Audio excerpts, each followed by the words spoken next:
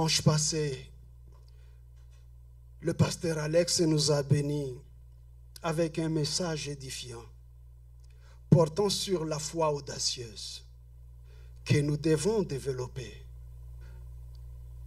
Lorsqu'il a exploité l'évangile de Marc, chapitre 5, verset 25, il a tenu à nous faire comprendre que la foi qui nous transporte dans la présence de Dieu, ce n'est pas n'importe quelle foi, mais celle qui nous transporte dans la présence de Dieu.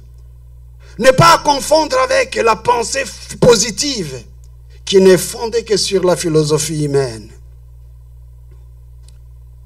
Il a eu le temps de nous faire comprendre que la foi est la clé du salut. La clé du salut. Et que nous devons en faire notre mode de vie. Ce qui nous conduit inexorablement à faire un petit ménage. C'est moi qui dis petit, mais c'est un grand ménage que nous devons faire dans notre vie. Et ce matin, j'aimerais rester dans ce même domaine de la foi pour vous partager le principe qui doit caractériser un homme et une femme de foi. Et notre texte de base se trouve dans Hébreux, chapitre 11, verset 6, que je vous invite à lire avec moi. Or, sans la foi, il est impossible de lui être agréable.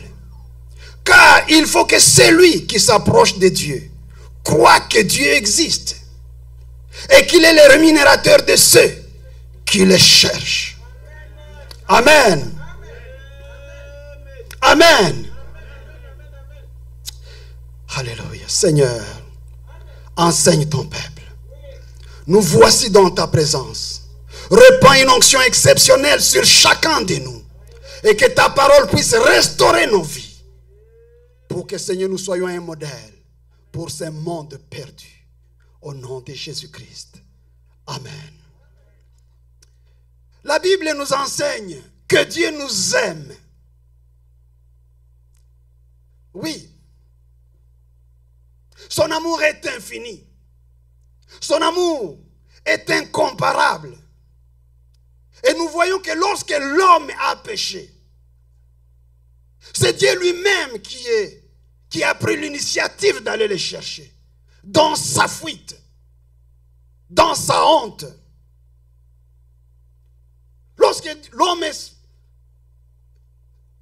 est allé se réfugier sous un arbre, se cacher de la face de Dieu. L'histoire biblique nous montre comment Dieu n'a cessé de se révéler à l'homme pour lui faire voir combien sa vie compte, combien il est précieux, combien il veut son bonheur. Dieu insiste pour que nous sachions qu'il existe, qui n'est pas une légende, qui n'est pas une fiction. Il veut que toute personne qui s'approche de lui soit convaincue, sans l'ombre d'aucun doute, non seulement qu'il existe, mais qu'il est aussi le rémunérateur. Il s'est fait comme un agent payeur. Il est le rémunérateur de ceux qui le cherchent. Il veut que nous sortions du sentier de la routine. Combien de fois nous prions sans savoir pourquoi même nous prions? C'est devenu seulement un réflexe. Comme nos amis qui étaient dans l'église catholique de Je vous salue Marie. Il fait le signe de la croix. C'est devenu une routine. Sortons de la routine. Vous vous réveillez le matin, vous vous adressez à Dieu, vous ne savez même, vous n'êtes même pas convaincu. C'est seulement un réflexe. Vous attendez que vous soyez secoué par les problèmes pour que vous puissiez chercher sa face. Sortons de la routine. Oui. Ayons la conviction. La conviction, je dis bien la conviction, que Dieu existe. Et que lorsque nous nous adressons à lui, il nous écoute. Voilà pourquoi nous devons nous approcher à lui avec sérieux. Pas avec complaisance. C'est un rendez-vous sacré. Quand vous devez répondre à un rendez-vous, n'est-ce pas que vous prenez le temps de vous laver, de chercher les meilleurs habits, de vous parfumer même, parfois même d'aller au salon pour la coiffure, parce qu'il y a un rendez-vous que vous préparez. Mais avec Dieu, c'est devenu comme si on allait dans un jardin. Amen. Sortons de la routine. Il faudrait que nous ayons cette conviction que nous nous adressons à un Dieu puissant, un Dieu vivant, un Dieu qui nous aime tellement et qui lui veut que nous puissions lui parler comme quelqu'un parle à ses parents. Amen. Ma prière ce matin est que chaque personne qui est venue s'approcher de son trône de grâce, oui, du trône de grâce de Dieu, qu'il soit récompensé sans commune mesure. Amen. Connaître que Dieu existe, c'est une bonne chose. Mais cela n'est pas suffisant. Car la Bible nous dit dans Jacques chapitre 2, verset 19, que les démons croient aussi que Dieu existe. Non seulement ils croient, eux, ils tremblent. Alors, si tu dis que Dieu existe, les démons disent aussi que Dieu existe. D'ailleurs, eux tremblent. Toi, tu ne trembles pas. Qui sera plus coté? Amen. Vous avez une multitude de païens qui croient qu'il y a un créateur, mais sans lui accorder aucune attention. Le peuple d'Israël a vu comment Dieu l'a sorti de l'Égypte, l'a libéré de la main de Pharaon. Mais une fois de l'autre côté de la mer Rouge, ils l'ont ignoré. Ma prière que tu ne sois pas de ces cas-là. Voilà pourquoi, bien-aimés, le Seigneur m'a mis à cœur de vous partager des principes. Je dis bien les principes d'un homme de foi, d'une femme de foi. Cette foi que Dieu agrée. Un principe, c'est quoi? C'est une règle définissant une manière, type d'agir et correspondant le plus souvent à une prise de position morale. C'est une règle qui définit ta façon de te comporter. Et le premier principe sur lequel j'aimerais insister ce matin, c'est qu'un homme de foi doit combattre l'incrédulité. Un homme de foi, une femme de foi, a comme ennemi premier l'incrédulité. L'incrédulité est définie comme une attitude d'une personne qui fait preuve de scepticisme, qui met en doute des faits. Il met en doute des croyances ou des événements qui lui sont présentés comme pour vrai. Il sait que c'est vrai, mais il doute. Le péché d'incrédulité est parmi les plus dévastateurs du christianisme moderne. C'est un péché qui nous égorge, qui nous aveugle.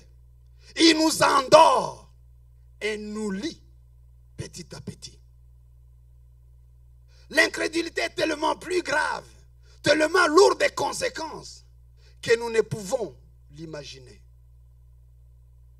L'incrédulité constitue un obstacle à l'intervention de Dieu dans notre vie.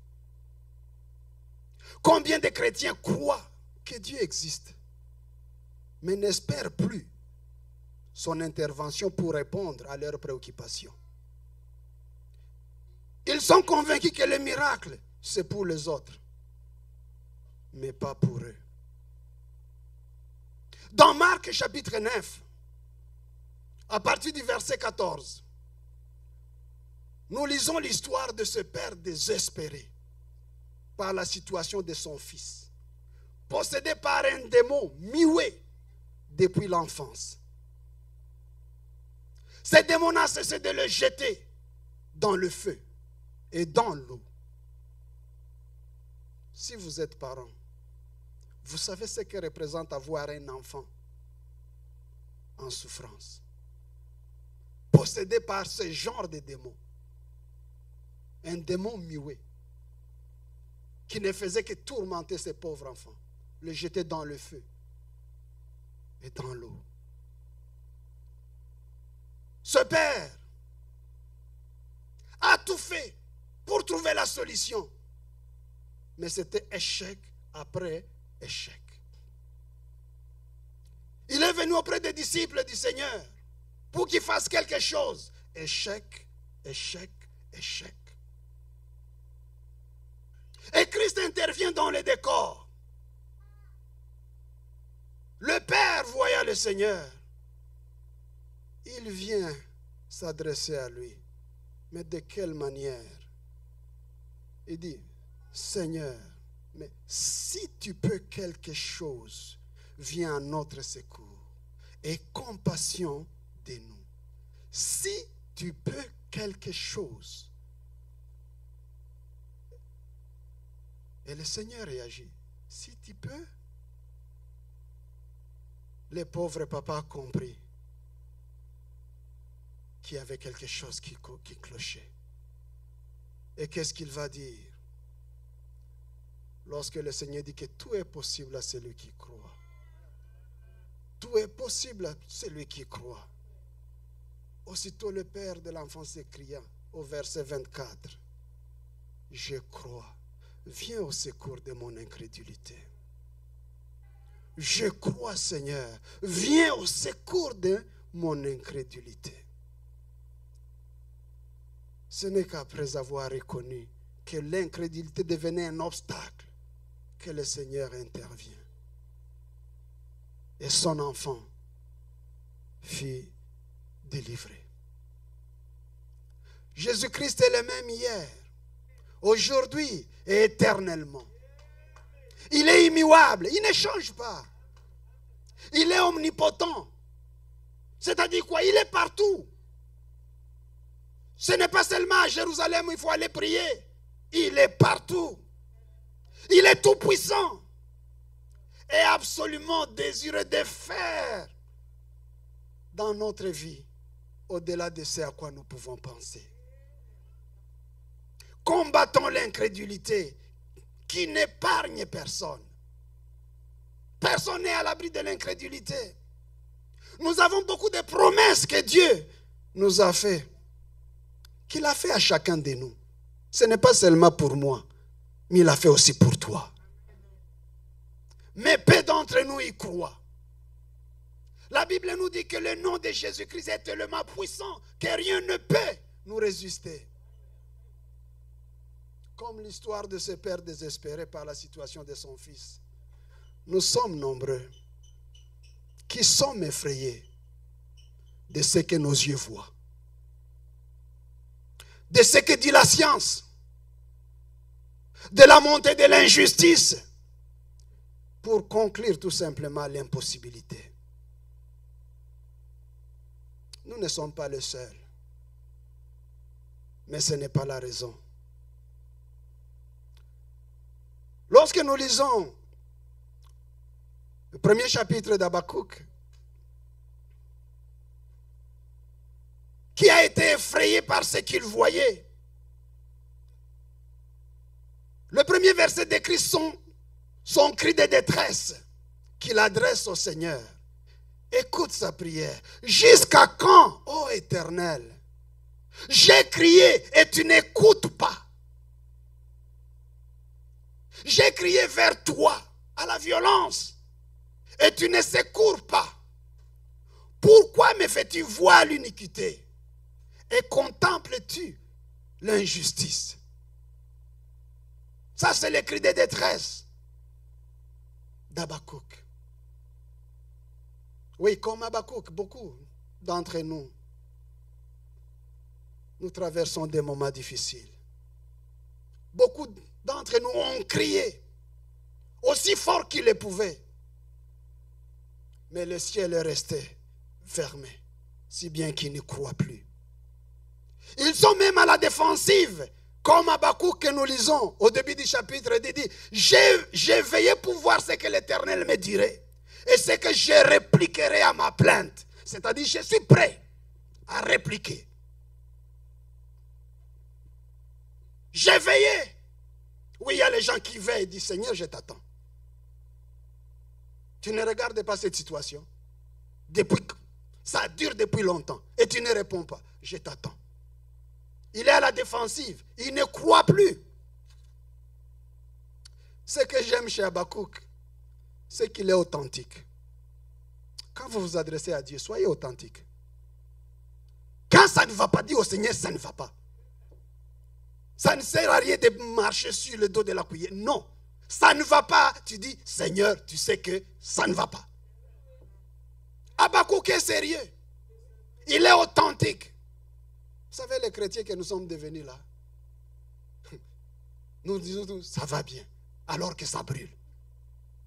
Quand nous sommes seuls dans notre coin, nous ne faisons que nous lamenter. Mais quand nous sommes en présence des autres, même en présence de Dieu, dis ça va. Amen. Habakkuk, il est authentique. Et j'aime celui qui est authentique. Mais, regarde ce que Dieu lui dit.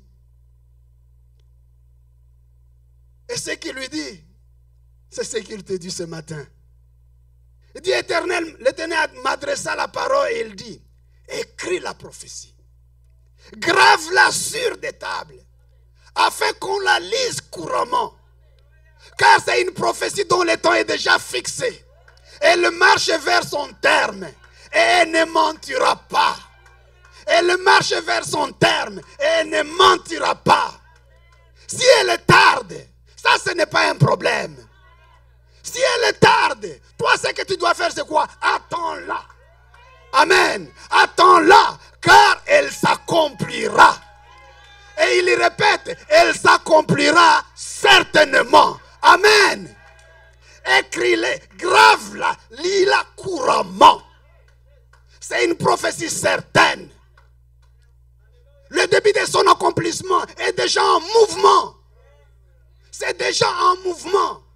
Les promesses qu'il a faites pour toi sont déjà en mouvement. Il a son agenda. Il ne doit pas répondre à ton agenda. Ce qui te demande, attends. Attends-la. Car elle s'accomplira certainement. Et il insiste, certainement. Amen.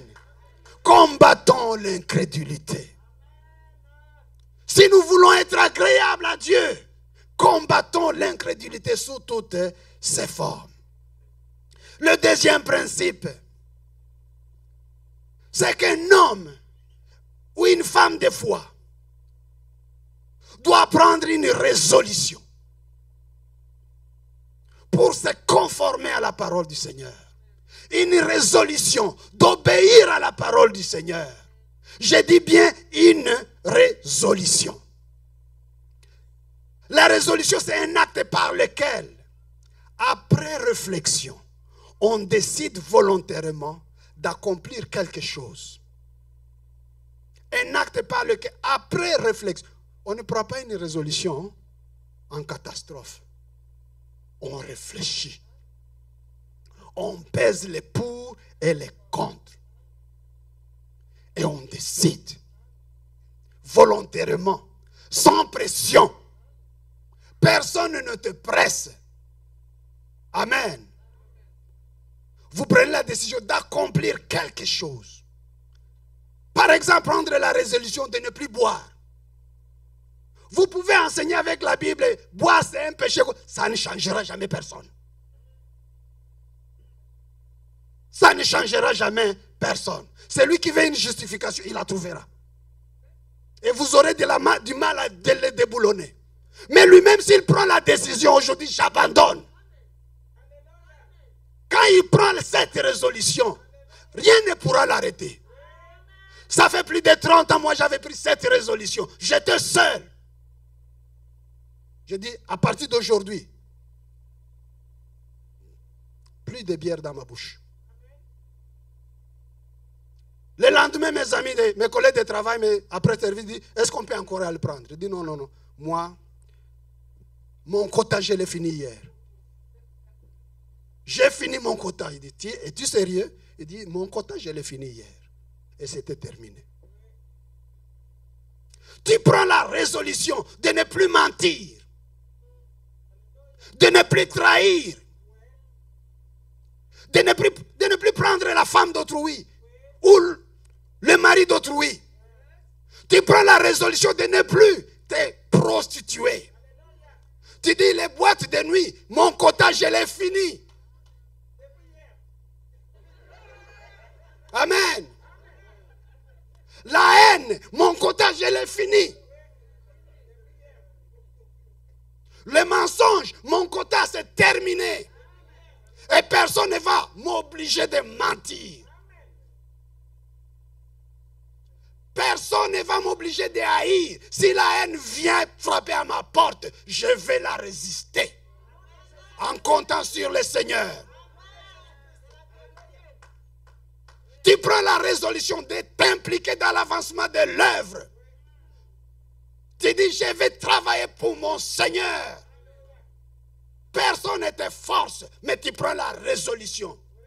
Qu'il pleuve, qu'il neige, je vais travailler. Ce n'est pas Maman Sylvie qui va me contredire. Même sous la tempête de neige, elle venait nettoyer l'église. Elle ne s'attendait pas à voir ce que le Seigneur allait faire pour elle. Elle n'a pas voulu en marchander même. Il a pris seulement la résolution. À partir d'aujourd'hui, je prends la décision de faire ça. Amen. Dans Daniel chapitre 1er verset 8, la Bible nous parle de Daniel qui résolut de ne pas s'essuyer par le mets du roi et par le vin dont le roi buvait. Il pria les chefs des eunuques de ne pas l'obliger à s'essuyer. Vous savez que Daniel fut kidnappé et emporté en captivité dans une terre étrangère, hostile et terrifiante, déraciné et arraché aux siens et emmené en exil. Il n'était qu'un adolescent lorsqu'il subit cette expérience traumatisante. Vous savez, si tu n'as jamais été un réfugié, tu ne peux pas réaliser ce que Daniel a vécu. Je dis bien un réfugié, un vrai réfugié. Amen. Tu ne sais pas ce que signifie quitter ta maison, quitter ta famille, quitter ton village, quitter ta province et de surcroît quitter ton pays. Et puis kidnapper, prisonnier. Allez demander aux descendants d'esclaves. Ils vont vous parler du traumatisme de la traite. Daniel l'a vécu. Amen. Et il se trouve captif à la cour du roi, qui va lui voler même son identité, en lui donnant le nom de Belchassar. Vous savez ce que signifie ce nom? Ce nom signifie Bel règne sur moi. Je serai sous l'emprise de Bel, ou encore j'honorerai Bel. Bel était une idole de l'époque, l'objet d'une adoration démoniaque, malsaine et dégoûtante. Les historiens nous expliquent que les enfants nouveau-nés lui étaient offerts en sacrifice et que le fanatisme voué par les adorateurs de cette idole ne connaissait aucune limite. Le roi commandait donc à Daniel de se conformer entièrement au système de pensée qui régnait dans le palais, qui régnait dans le pays. Mais Daniel, c'est un croyant. Bien que jeune adolescent, c'est un croyant. Et il savait que Dieu avait placé une mission, une vision et des valeurs, mais qui sont différentes des valeurs de Babylone. Et Daniel avait un choix, soit d'obéir au nouveau système ou de ne pas obéir. Mais Daniel répondit au désir et au dessein de Dieu qui brûlait en lui, envers et contre tous, par une résolution. Il a décidé. Et il refusera toujours le nom de Belchassar. Il n'est permis à personne de toucher à la pureté et à la passion qui animait sa vie.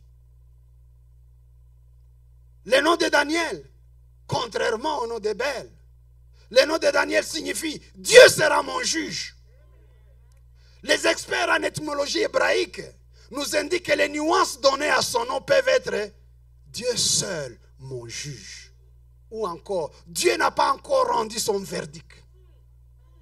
Bien-aimés dans le Seigneur, cette résolution est pour vous. Si vous voulez être agréable à Dieu, refusez de s'essuyer par une vie qui déplaise à ton Dieu. Laisse-moi vous dire que si quelqu'un, ou si votre passé, ou une tragédie vécue, une injustice, ou la vie elle-même, essaie de vous imposer un autre nom, vous pouvez résister par la foi, en prenant une résolution, en comptant sur Dieu. Car Dieu rémunère toujours ceux qui les cherchent et ceux qui demeurent fermes dans l'obéissance à sa parole. Dieu n'a pas encore rendu son verdict pour toi. Dieu n'a pas encore dit son dernier mot. Il n'a pas encore fermé son livre de bénédiction pour toi. Amen. Peut-être vous êtes de ceux que la vie a marqué au fer rouge. Votre nom a été abandon, stérile, divorcé, monoparental. Vous avez l'étiquette. Amen. Et ces événements tragiques vous ont amené à être ce que vous êtes aujourd'hui. Ils vous avilissent et vous réduisent à quelque chose que vous détestez. Je vous exhorte de prendre une résolution comme Daniel. De ne pas t'essuyer. De ne pas faire ce qui est contraire à la loi de Dieu. Quel que soit le prix à payer.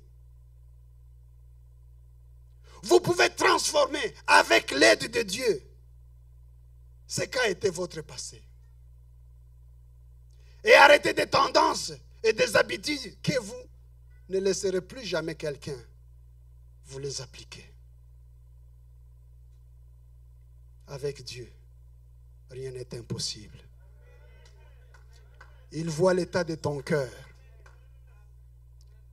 Il voit la résolution que tu prends.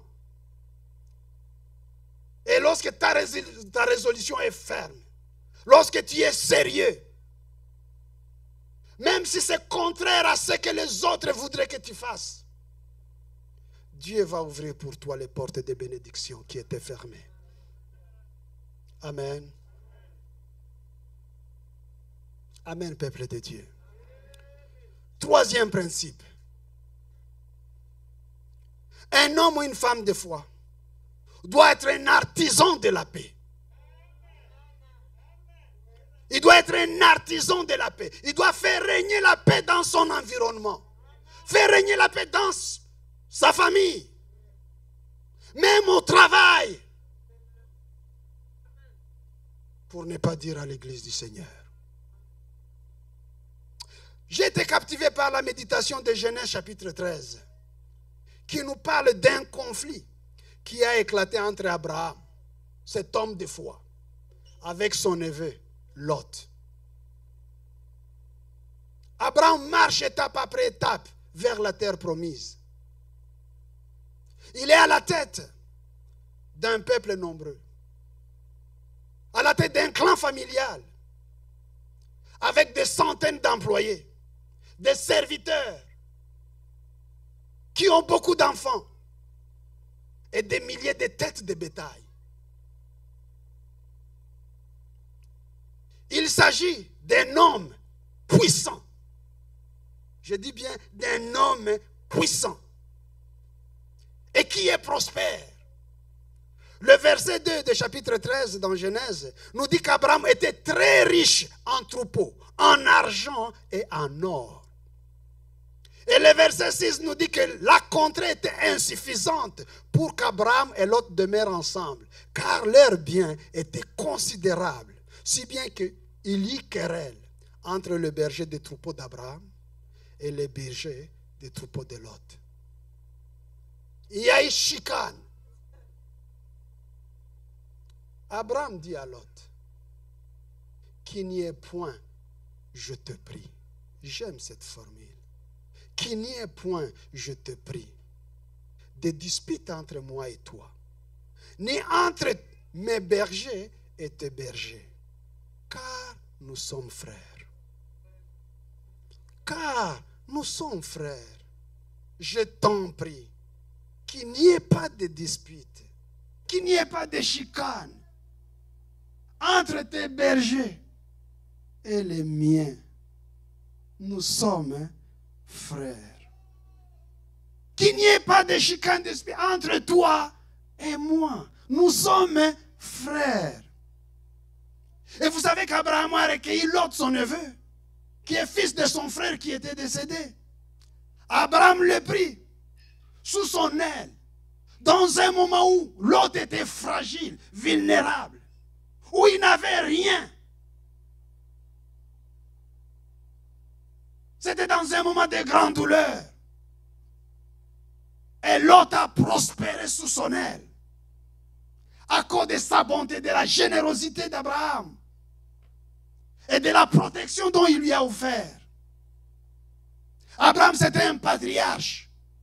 Et à ce titre, il détenait un droit absolu sur tout ce qui était sous son emprise. Il exerçait une autorité suprême. Je dis bien une autorité suprême sur tous les membres du clan. Et dans cette situation, Abraham aurait pu écraser les serviteurs de Lot en un instant. Car il était l'aîné. Et il se trouvait à la tête d'escadrons d'hommes armés. Il possédait des vivres, des ressources, et avait le droit d'exiger le respect absolu, le plus complet. La tradition, la culture de l'époque, le bon sens, le simple instinct même de survie aurait dû faire en sorte que l'autre cède la place et le territoire à Abraham, son aîné, son supérieur et son bienfaiteur. Par crainte ou par reconnaissance, c'était ce que l'autre aurait dû faire. C'était la logique simple. Mais son orgueil et son arrogance l'aveuglaient.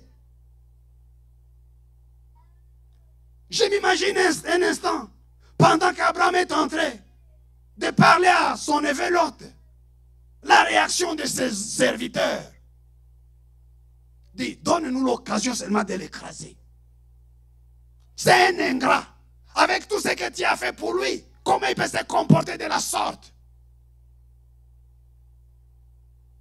Ne perds pas la face. Chasse-les. Sinon, donne-nous seulement une seconde. Nous allons nous occuper de lui. Mais Abraham avait une autre vision de Dieu. Le Dieu que j'ai toujours servi, le Dieu qui m'a béni, c'est un Dieu de paix. Et nous sommes frères. Il aurait pu dire même, je suis ton père. Parce qu'il était son père. Il a dit, nous sommes frères. Abraham accepte de perdre même la face devant ses serviteurs, devant le peuple voisin. Mais il sait que même s'il perdait la face devant les hommes, s'il gagnait la face de Dieu, tout est possible. Et Abraham dit à son neveu, tout le pays est devant toi. Choisis ce que tu veux et je prendrai ce qui reste. Il lui donne même le droit de choisir le premier. Mais si c'était moi, petit, et tu dégages. Et je te donne seulement 48 heures. Mais Abraham dit, tout le pays est devant toi. Choisis. Ce que tu veux prendre. Et je prendrai le reste. Et l'autre commis l'ultime affront. Il choisit la meilleure terre. Et laissant à Abraham ce qui paraissait être une étendue de territoire hostile, aride. Mais Abraham a privilégié la paix au détriment de ses propres intérêts. Amen. Il a privilégié la paix au détriment de ses propres intérêts. Et regardez maintenant ce qui va suivre, c'est ce qui est intéressant.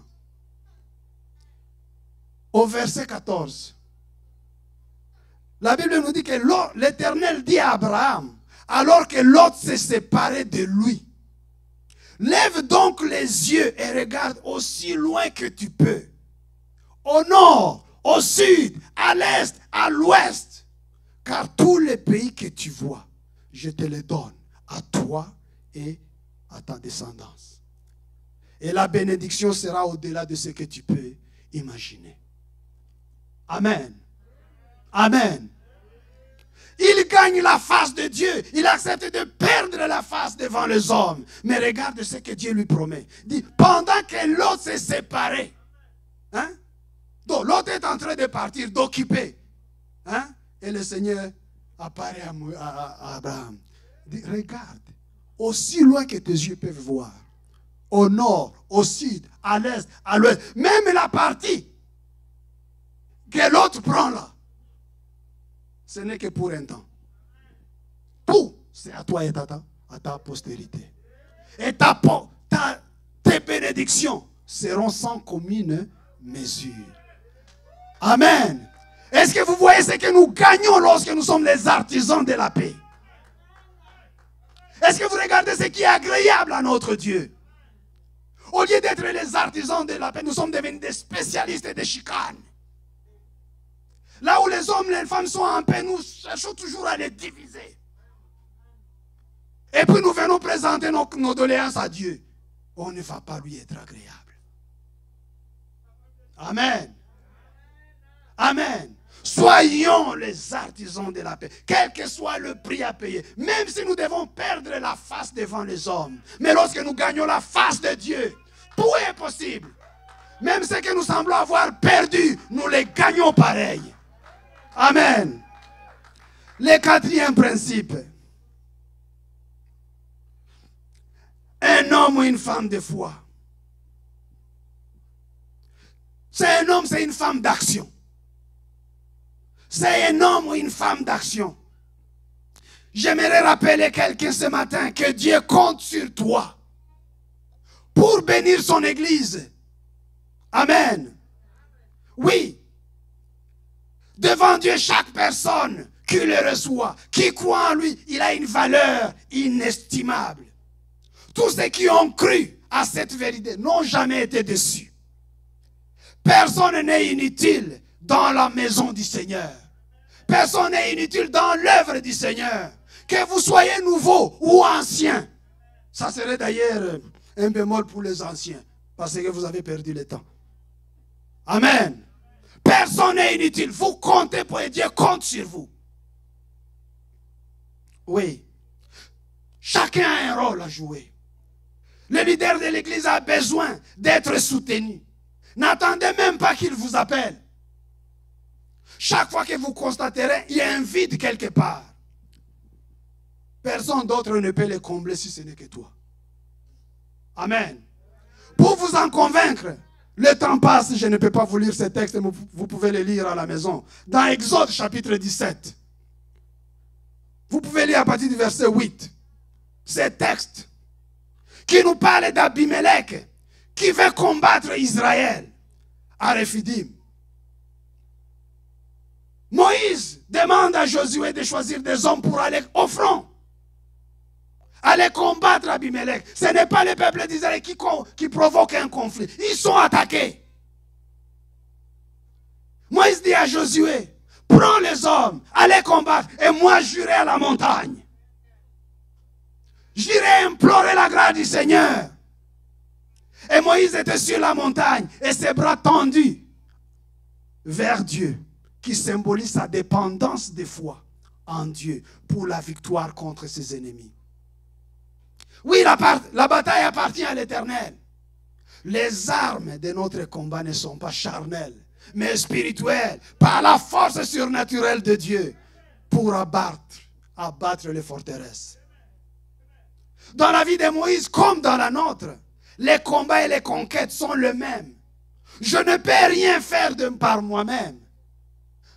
Notre berger m'a dit ne peut rien faire par lui-même. Il échouerait lamentablement. Si toi-même tu échouerais lamentablement. Si tu mets ta confiance dans tes capacités, dans tes idées, dans tes efforts, dans tes ressources, l'œuvre va t'écraser.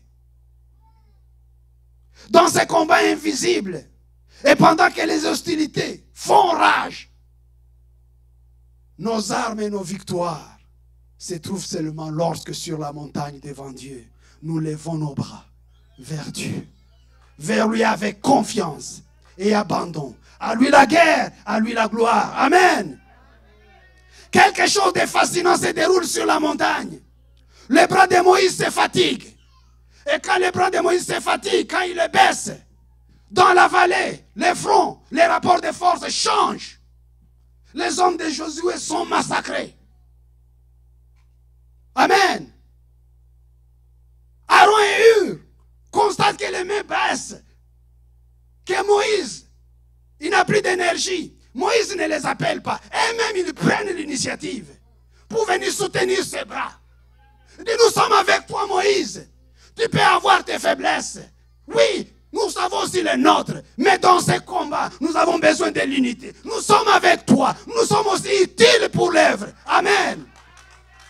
Et quand ils soutiennent les mains de Moïse, les rapports de force dans la vallée, ça change. Les mêmes hommes, il n'y a pas eu de renfort de troupes là. Les mêmes armes, les mêmes épées, les mêmes réalités sur le terrain. Mais les rapports de force changent et la victoire est acquise. Pourquoi elle est acquise? Chacun apporte sa pierre.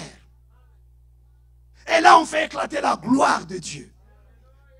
Tu n'es pas inutile. Dieu a besoin de toi. Et si ça ne marche pas, c'est parce que tu ne bouges pas. C'est toi que Dieu attend. Amen.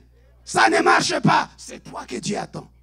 Mais viens avec ce que tu as, ce que le Seigneur t'a donné. Vous allez voir ce que le Seigneur va accomplir. Amen. Oui. Le cinquième principe. Un homme de foi, une femme de foi. Son regard est toujours fixé sur la rémunération. Amen. Fixé sur la rémunération. Rien ne m'émerveille dans l'histoire de l'Église. Quand je vois la foi de ceux qui nous ont précédés. Ces gens qui ont gardé la foi dans des conditions horribles de leur vie. Ces hommes et ces femmes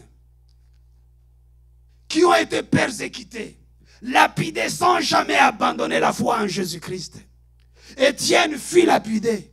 Jacques, le frère de l'apôtre Jean, fut décapité par Hérode, sans que cela ne décourage le croyant et n'empêche de nouvelles conversions. D'autres subirent les moqueries et les fouets, les chaînes et la prison. Ils furent lapidés, sciés, torturés. Ils allèrent ça et là, vêtus des peaux de brebis et des peaux de chèvres, dénués de tout, persécutés, maltraités. Je n'invente pas, c'est dans Hébreux chapitre 11, verset 36. Mais ces hommes, ces femmes n'ont jamais abandonné. Rien ne pouvait le faire reculer. Rien ne pouvait détruire leur foi, car leurs yeux étaient fixés sur la rémunération. Amen. N'abandonnez pas votre assurance, nous dit Hébreux chapitre 10, verset 35, à laquelle est attachée une grande rémunération. Ils savaient donc que ce monde est voué à la destruction et que leur cité était là-haut, auprès du Seigneur. Amen. Le psaume 84, verset 11 dit, mieux vaut un jour dans tes parvis que 1000 ailleurs, nous dit ce psaume. Amen. Quand vous lisez l'histoire des compagnons de Daniel, dans Daniel chapitre 3, partie du verset 8, ces jeunes gens qui avaient réussi dans la vie de Babylone, mais qui ont refusé de s'incliner, d'adorer la statue. Et lorsque le roi Nabuchodonosor est informé, il les appelle. Il dit, je vous donne une dernière chance. On va entonner tous les instruments et vous allez adorer. Si vous n'adorez pas, regardez le feu. La fournaise est là. Aïe, aïe, aïe. Au verset 15 dit, êtes-vous prêts maintenant à vous incliner jusqu'à terre pour adorer la statue que j'ai faite? Si vous refusez, vous serez jeté immédiatement dans la fournaise où brûle un feu intense. Quel Dieu pourrait alors vous arracher à mon pouvoir? Shadrach, Meshach, Abednego répondirent au roi, Majesté, nous ne voulons pas essayer de nous justifier. Sache toutefois que notre Dieu, le Dieu que nous servons, est capable de nous sauver. Oui, il nous arrachera à la fournaise et à ton pouvoir. Mais que ce que j'aime, surtout dans la version français courant, le verset suivant, et à supposer qu'il ne les fasse pas, à supposer que même Dieu ne nous délivre pas, sache bien que nous refuserons quand même de servir des dieux et d'adorer la statue d'or que tu as fait dresser. Même si Dieu, parce que Dieu est souverain, hein? N'oubliez pas ça. Dieu est souverain. Même si Dieu dit, ok, mes amis, je vous prends. Toi, roi, tu dois savoir que nous n'allons pas adorer ta statue. Le regard fixé sur la rémunération. Je peux perdre cette vie physique, mais je sais qu'il y a une vie meilleure qui m'attend. Voilà l'homme de foi, la femme de foi. Les yeux sont fixés sur la rémunération. Que Dieu vous bénisse.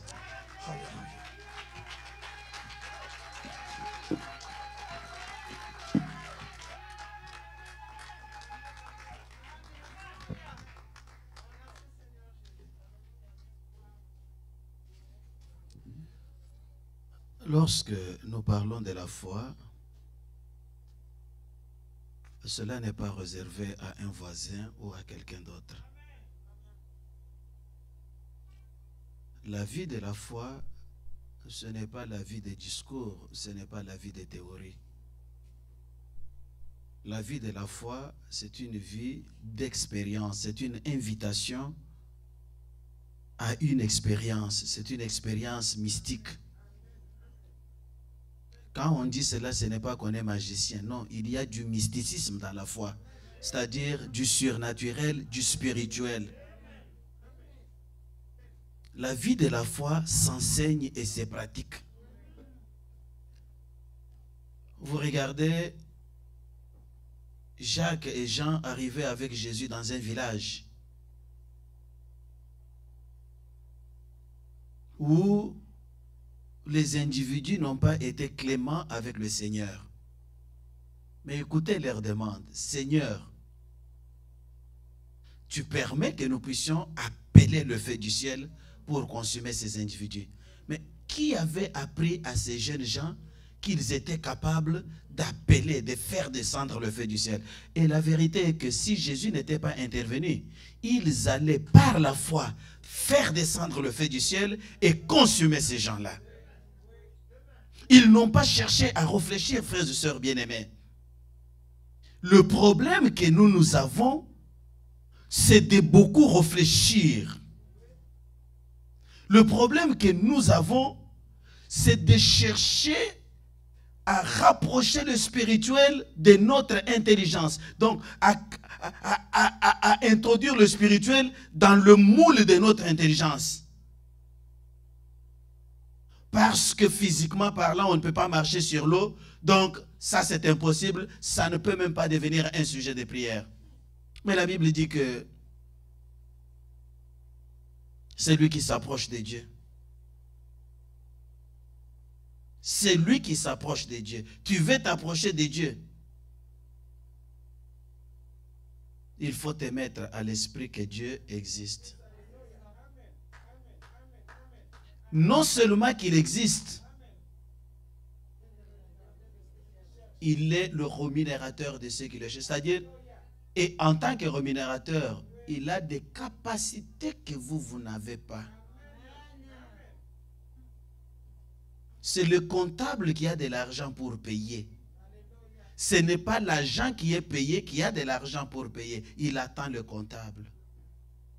Et Dieu est le rémunérateur. Frères et sœurs bien-aimés, c'est simple les choses de la foi. Mais ça demande de l'audace. Ça demande du pragmatisme. Un peu de folie. Un peu de folie. Ma prière à Dieu ce matin, c'est que, à la lumière de tout ce que vous avez entendu, que vous puissiez développer une vie de foi. Parfois, la foi est nécessaire quand on est dans des difficultés, quand on fait face aux difficultés. C'est alors qu'on sait que non, Dieu existe. Non, il existe en tout temps.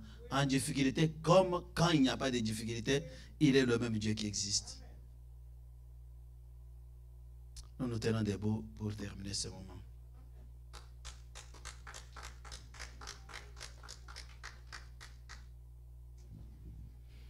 Dieu est notre Père, notre Rédempteur et notre berger. Seul tu es Dieu dans le ciel, seul tu es Dieu sur la terre, et seul tu es Dieu en dessous de la terre. Tu n'as pas de pareil. Seigneur, tu veux nous voir lorsque nous nous approchons de toi. Être rassuré du fond de nos cœurs que tu existes. Être rassuré du fond de nos cœurs que tu es le Seigneur de l'impossible. Être rassuré du fond de nos cœurs que tu es le rémunérateur pour ceux qui te cherchent. Regarde bien cet homme et cette femme qui ont quitté leur maison ce matin au Père. Certains même malades, d'autres tourmentés par les problèmes de la vie, même par des déceptions. Mais ils se sont dit, nous allons nous approcher de Dieu. Et ils sont venus à tes pieds, ô Père très saint. Toi qui sondes le cœur et le rein, tu connais leurs besoins, tu connais leurs désirs. Tu as vu Nathanaël lorsqu'il était encore sous le figuier, avant que lui ne te voie. Seigneur éternel, viens au secours de mon frère, viens au secours de ma sœur. En réponse à la foi, fais quelque chose, ô Dieu.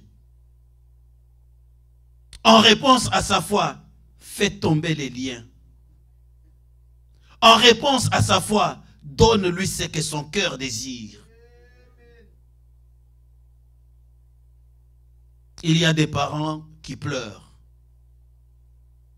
à cause des incompréhensions avec des enfants. Il y a des couples qui traversent des moments de catastrophe. Il n'y a que toi, Seigneur, qui est capable d'éteindre le feu et de restaurer l'harmonie. Nous comptons sur ta grâce puissante. La Bible dit que je ne t'abandonnerai point, je ne te délaisserai point. Seigneur, nous certifions ce matin, à cause de ta miséricorde, à cause de ton cœur de Père, que tu ne vas pas nous abandonner, ô Dieu. Même lorsque tu nous verras traverser la vallée de l'ombre de la mort, Seigneur, que ta droite ne s'éloigne pas de nous. Sois la consolation pour mon frère. Relève la tête de ma sœur. Accorde-nous du succès dans ce que nous allons entreprendre. Et que cette semaine, Seigneur, soit une semaine bénie pour nous. Au nom puissant et précieux de Jésus, nous t'avons ainsi prié. Amen, amen, amen.